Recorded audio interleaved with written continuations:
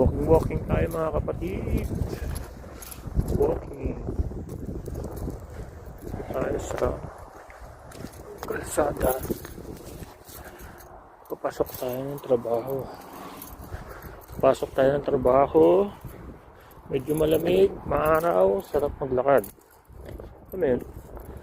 Para ka nasa Baguio. Amen. Pero yung mamaya mag-snow.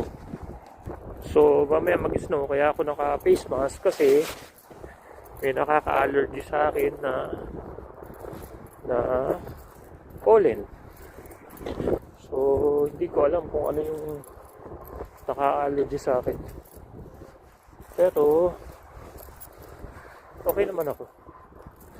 Hindi nakaka-recover na dun sa mga nangyayari sa katawan ko.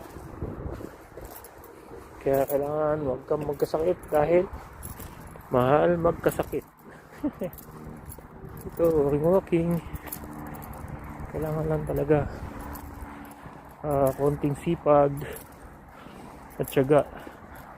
Yung iba dyan, hindi nila pinapakita yung hirap ng OFW. Dito, mahirap, pero nakikita mo yung paghihirap mo. Hindi katulad sa Pilipinas, kahit anong laki ng pagkikita namin, kita ka ng malaki sa tato, ganyan-ganyan. Kinakain naman ng lipunan. Tapos yung mga tattoo artist dyan, bagsak presyo. Akala nila, after 5 years, wala na. Kaya inunahan ko na sila. Diba? Siyempre, unahan ko na sila na kung papabagsakin nila yung tattoo industry, nandito na ako sa ibang lugar. Diba? Yan ang tinatawag na masarili ng mga tao. Hindi nila iniisip yung mga tao nagpapakahirap dun sa pangalan nila na itaas yung presyo ng tattoo.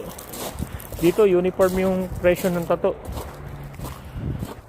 Kahit nag-tattoo ka sa dapat kung gusto mo maging professional, pumasok ka sa tattoo shop, di ba?